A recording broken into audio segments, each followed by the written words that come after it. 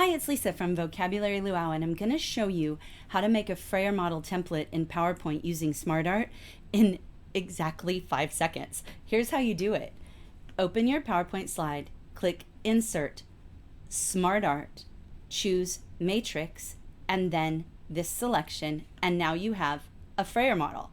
Amazing, right? Let me show you a couple little tricks. You can click here and you can change the colors. You can choose any colors that you wish. So here are some bright colors. If you're gonna print them out and have students fill them in, then I would just suggest this blank look with no color. However, if you're gonna be using this as a digital background, of course you can use any of the colors available. Now, if you want to take this text out, and most people will, if you want to take the text out, there are 2 ways to do it. Type a single letter and then backspace. I don't know why that works, but it does. And so you can do it that way. Another way you can do it is to do the same thing. Here, let me undo what I just did. And right here, there's a little arrow, and you can edit the text boxes right from here, and you would do the exact same thing. Just type in a letter, and here you can do them all in one spot rather than clicking from shape to shape. You can do more things with your Frayer model here if you would like to.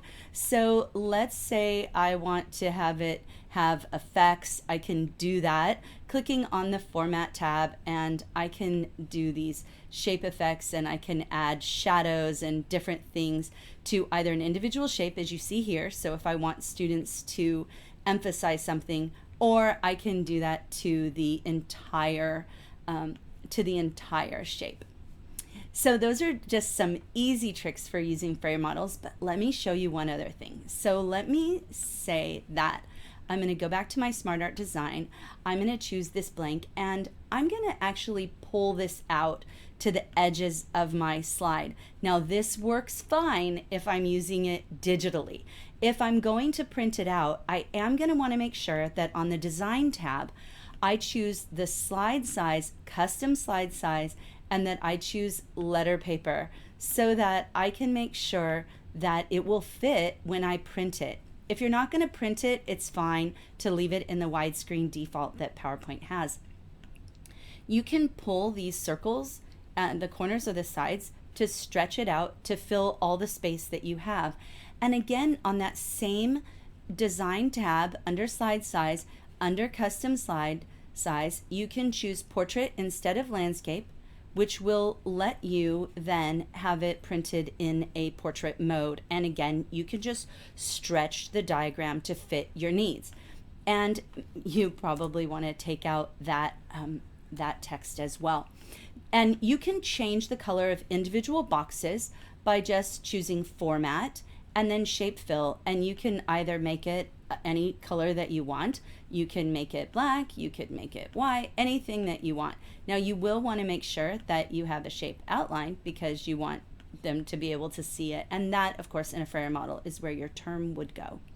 Now you can, if you're going to print this and you're going to have students drawing on it, you can use the Insert Shape, insert a line, make the line the color and thickness that you want with Shape Outline. Make sure you're on the Shape Format tab. You can get there anytime you just double click on the shape, it'll take you to that tab, or you can choose it.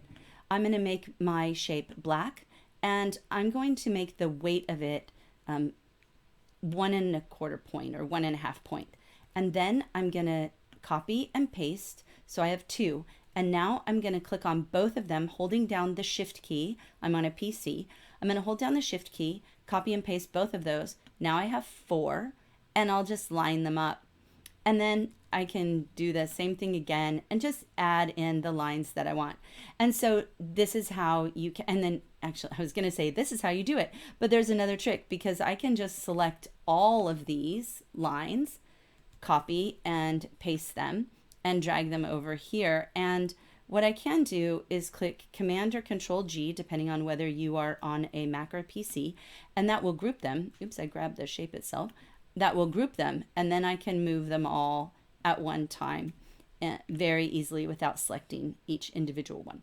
So that's how you can print a Frayer that even has lines. Now, I will link the article on the Frayer model in the description box of this video. And that that article actually has a downloadable, printable, free PDF that you can get with a model done for you with both lines and blank. But if you would like to create your own, this is how you do it.